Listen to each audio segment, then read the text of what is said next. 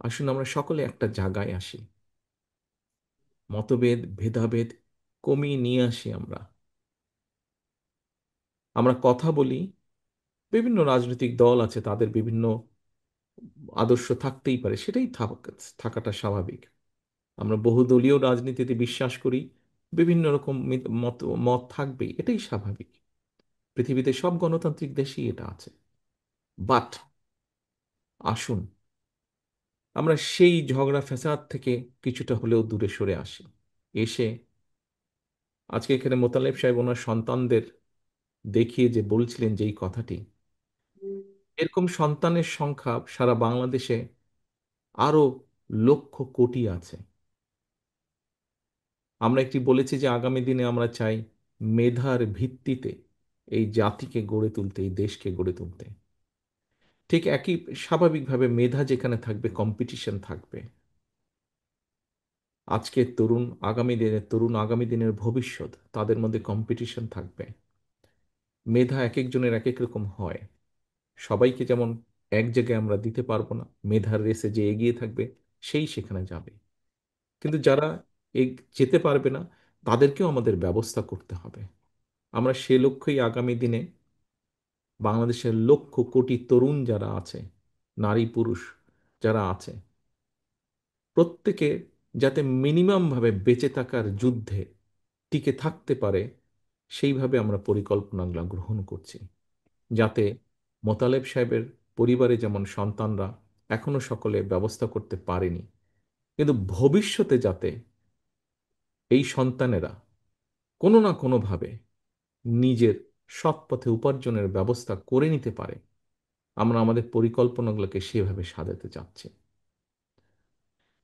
একজন রাজনৈতিক কর্মী হিসাবে আমি যেরকম আমার দলের পরিকল্পনা তৈরি করছি কিভাবে আগামী দিনের তরুণ প্রজন্মকে বিভিন্নভাবে কর্মসংস্থানের ব্যবস্থা করব, আমি যেমন আমার দলের রাজনৈতিক কর্মী হিসাবে পরিকল্পনা করছি, তৈরি করছি কিভাবে আগামী দিনে, একটু আগে রিজভী ভাই যেটা বললেন, লক্ষ লক্ষ মানুষ এই দেশের হাসপাতালের মেঝেতে শুয়ে থাকে, যাতে এইটিকে ধীরে ধীরে এই চিত্রের পরিবর্তন করা যায়, মানুষের কাছে যাতে মিনিমাম হলো একটু ভালো চিকিৎসা ব্যবস্থা পৌঁছে দেওয়া যায়, সেই পরিকল্পনা গ্রহণ করছি।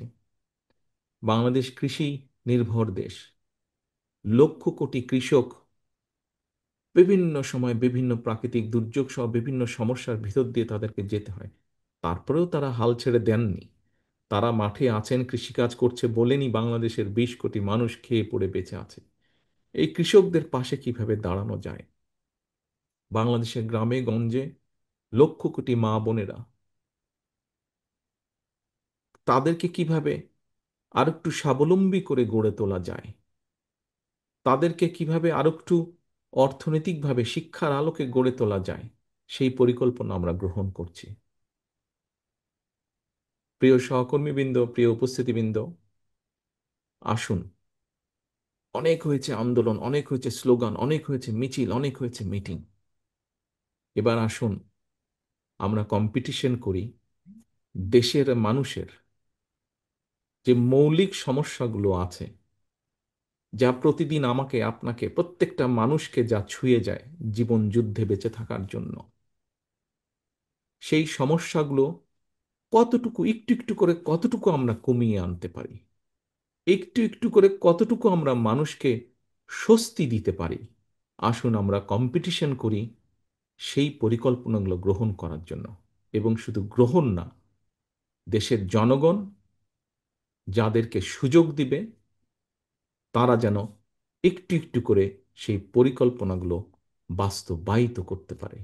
এই হোক আমাদের আগামী দিনের রাজনীতি, এই হোক আমাদের আগামী দিনের বাংলাদেশ এবং বাংলাদেশের মানুষের জন্য রাজনীতি, যাতে ভবিষ্যতে রাজনৈতিক মতপার্থক্য থাকতেই পারে, কিন্তু তার জন্য একজন মানুষকে শারীরিকভাবে আঘাত করতে যাতে না হয়, আঘাতপ্রাপ্ত যাতে না হন।